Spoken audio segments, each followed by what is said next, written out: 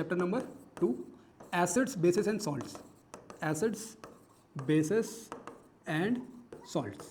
Acids होते हैं ना, ये खट्टे होते हैं, मतलब सॉर इन टेस्ट, सॉर इन टेस्ट, ठीक है, खट्टे होते हैं ये।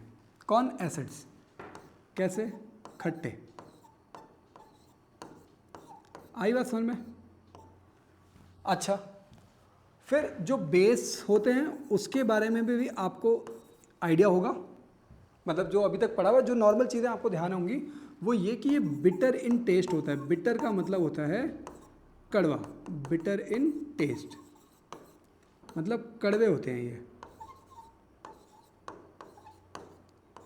ठीक है, जैसे करेला कड़वा होता है ना, सेम वैसे ही।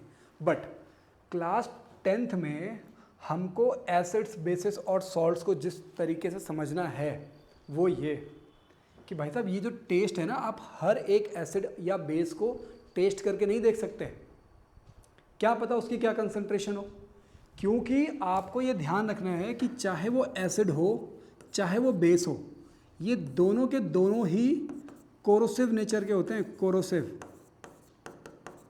कोरोसिव नेचर के होते हैं। और अगर कोई स्ट्रॉन्ग एसिड, जो कोई अगर मान लो स्ट्रॉन्ग एसिड है ना, स्ट्रॉन्ग एसिड और बेस, ये अगर कभी स्किन पे गिर जाएं तो ये आपके डीएनए तक को चेंज कर सकते हैं, डीएनए डैमेज कर सकते हैं पूरा।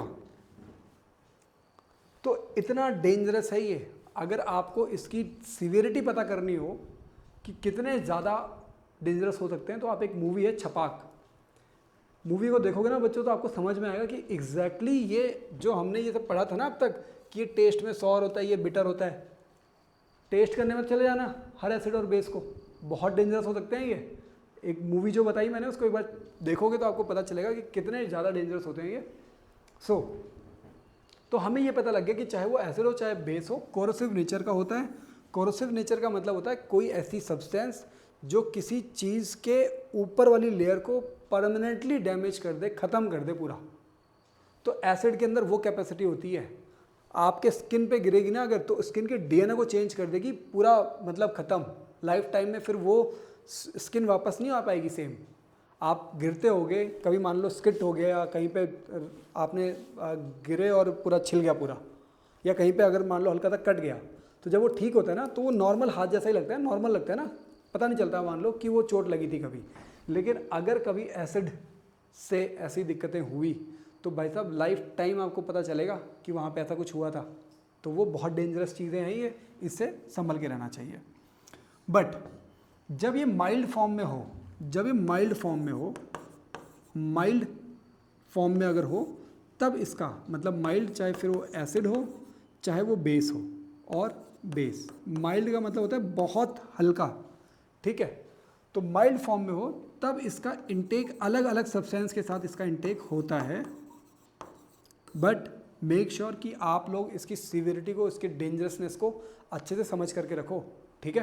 क्लास 10 की मैथ और साइंस से परेशान हो तो अब घर बैठे पढ़ाई करो नाथ सर क्लासेस ऐप पर।